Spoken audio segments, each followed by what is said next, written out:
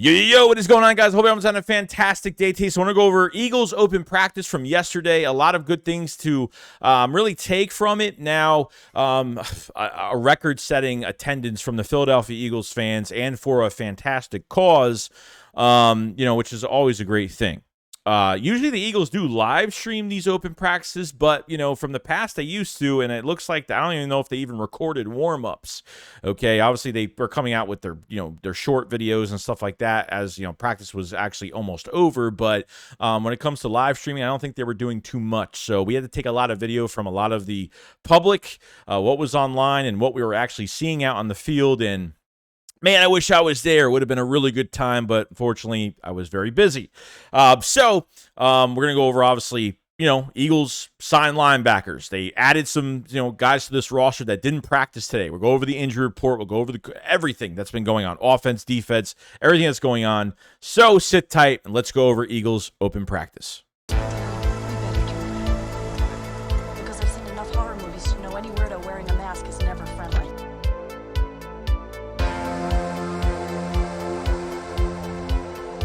What is going on, guys? I hope you're having a fantastic day. I hope you're enjoying your work day because we had a pretty good weekend. I got to say, it's a very productive weekend with Eagles training camp with the open practice on Sunday. The Eagles signed 2 linebackers, but let's talk about the Philadelphia Eagles fans showing up to Lincoln Financial Field. I mean, it was just, it gets bigger and bigger every single year. Pause. But you know what I mean, okay? We get into this whole thing where, we have a record-setting attendance. 50,000 plus fans bought tickets, okay? 50,000 plus. I'm talking, I've seen so many different versions of, different angles of this stadium, okay, at Lincoln Financial Field. The bottom section was completely full. The middle section was pretty much completely full, and there were some people sitting on the top. So that's pretty much how it went with the attendance, and the Eagles fans stronger and stronger every single year. I'm so proud to be a part of this fan base and what we do. I think it was totally awesome to see that. So that was awesome. Now, we went into the whole thing, what were the Eagles doing at linebacker? The Eagles, before this open practice started, they signed 2 veteran linebackers. They signed Myles Jack and they signed Zach Cunningham. Looks like Cunningham is number 46, and Myles Jack is number 47. Interesting to see how much it's going to juice up this linebacker core so much. And they obviously didn't practice because they just got signed, and they got to know some terminology and stuff to even be able to go in this practice and and be helpful at least. So give it a couple days for these guys to get involved. And I'm actually excited, to be honest with you, because I feel like both of these guys can make it. I mean, you have Myles Jack that was with the Jags for a bit and then went to the Steelers.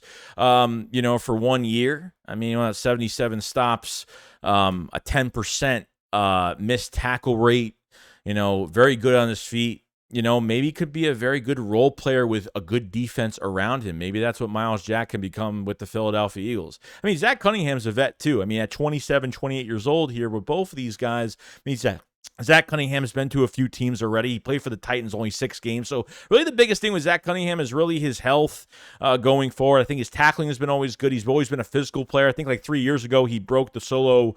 I think he broke the solo tackle record. I forgot how much it was, but it was like 3 years ago. He did an absolute amazing. He had an amazing year.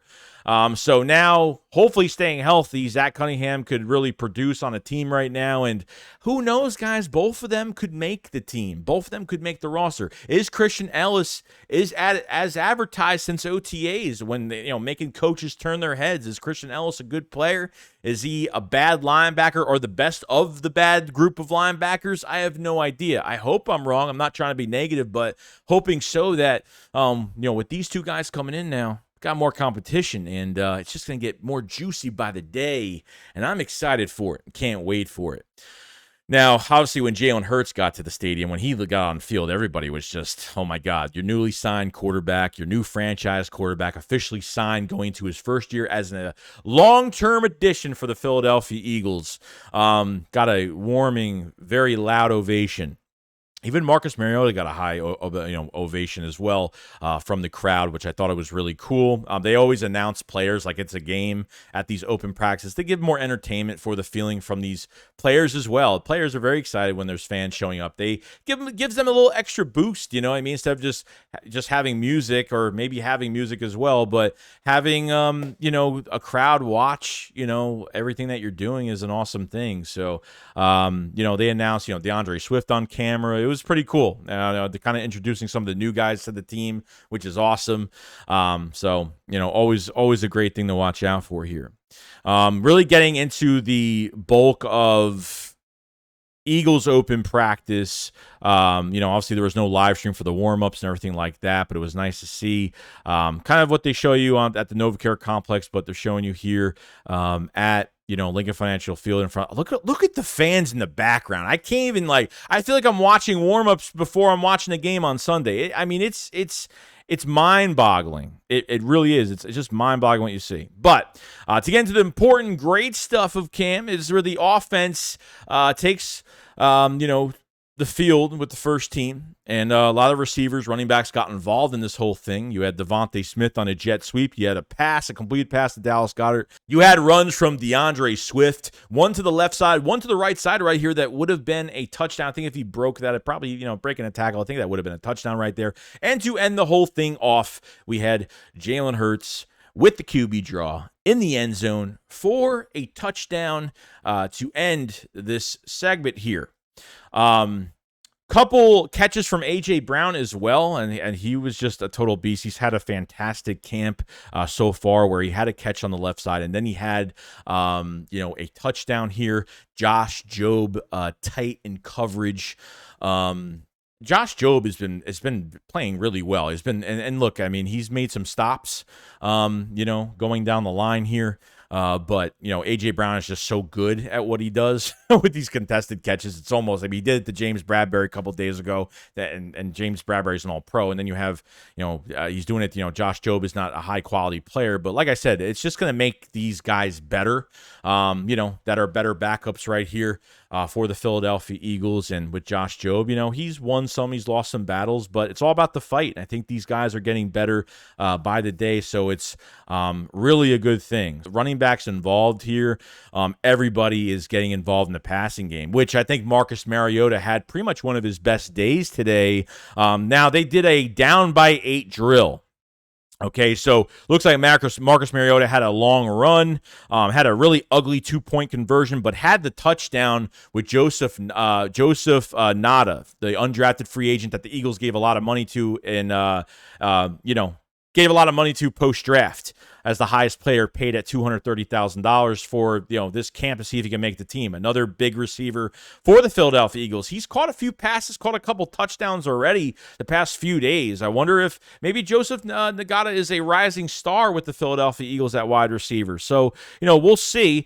He was covered by Sean Bradley, trailing behind him. He had a little tiny bit of separation, but it resulted in a touchdown.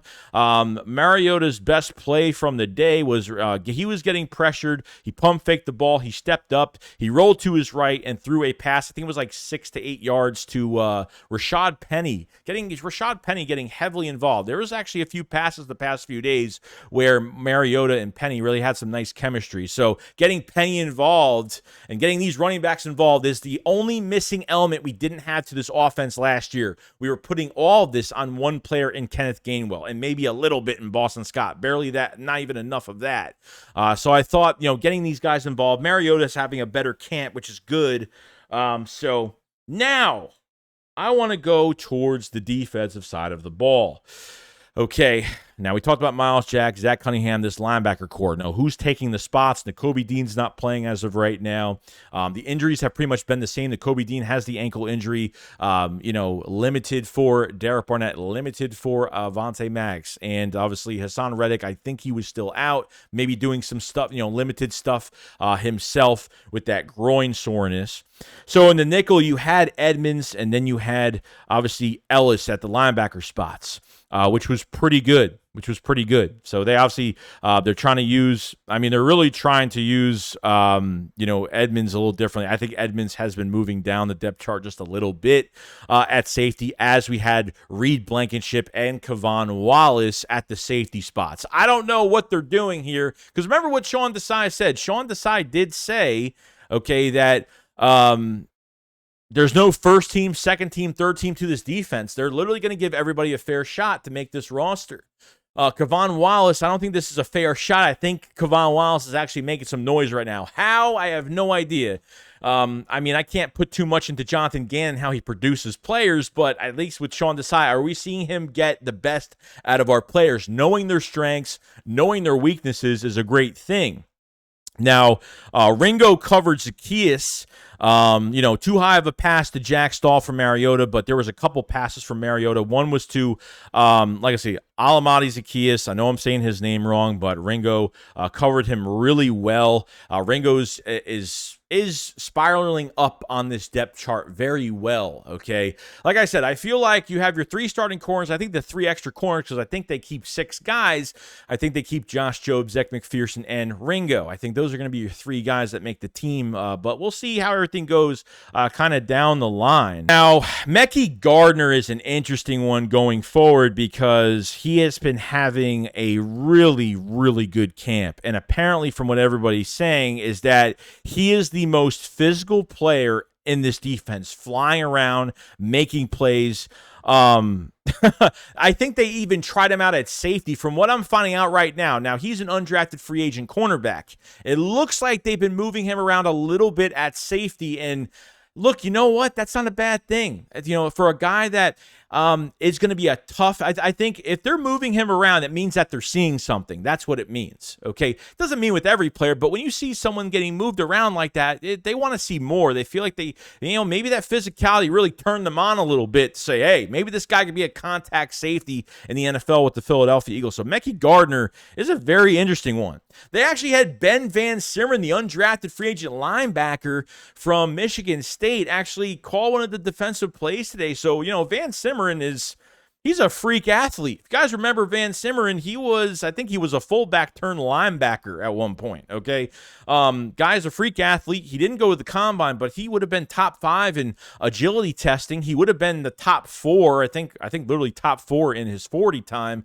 It's just really knowing the playbook well and kind of transitioning himself to the NFL. So I would love to see an undrafted guy kind of rise himself up a little bit when it comes to Van Simmeren. So I think that's pretty cool. Now, coming to some of the matchups for the Philadelphia Eagles defense and the offense today, Lane Johnson versus Nolan Smith, the matchup that we probably wanted to see for a while, that I wouldn't expect them to do it at the open practice. Now, Lane Johnson did win most of these matchups against Nolan Smith, but what we could say about Nolan Smith from what the beat writers did say is that, man, he has got a non-stop motor. I mean, he got beat a few times. Lane Johnson has given up a sack since 2020, week 11, I think. I mean, it's been a long time. I mean, even Brandon Graham can't get the best of Lane Johnson, okay? And Brandon Graham is good. Sometimes when you draft defensive ends, depending on where they're getting drafted, you could tell if they have a high motor or not. If they're falling flat on their face, they just run out of gas, they get tired quickly. But Nolan Smith has been working his tail off this offseason, and it looks like that, if you make one bad move on Nolan Smith on a block, he's going to get after the quarterback, and he's going to, obviously they've been using Nolan Smith off the ball linebacker. They've been doing a lot of different things with him, and some fans are kind of upset and kind of happy at the same time. They don't know whether it's a good thing to where he's a rookie coming in and maybe should learn only one position, or, if he's smart enough, then give him more, put more on his plate, throw him in the fire a little bit. I have no issue with that.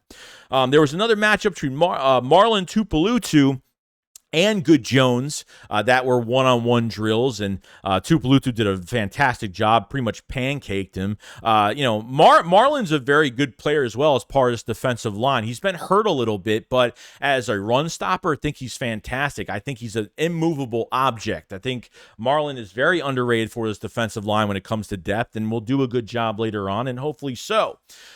Now, going down to special teams is going to be an interesting one going forward, because I feel like with as of right now, with special teams, both of these punters have been absolutely horrible. That's what I have been really hearing about some of these guys going forward. It just hasn't looked that great between Tyler Zentner and Aaron Sipos.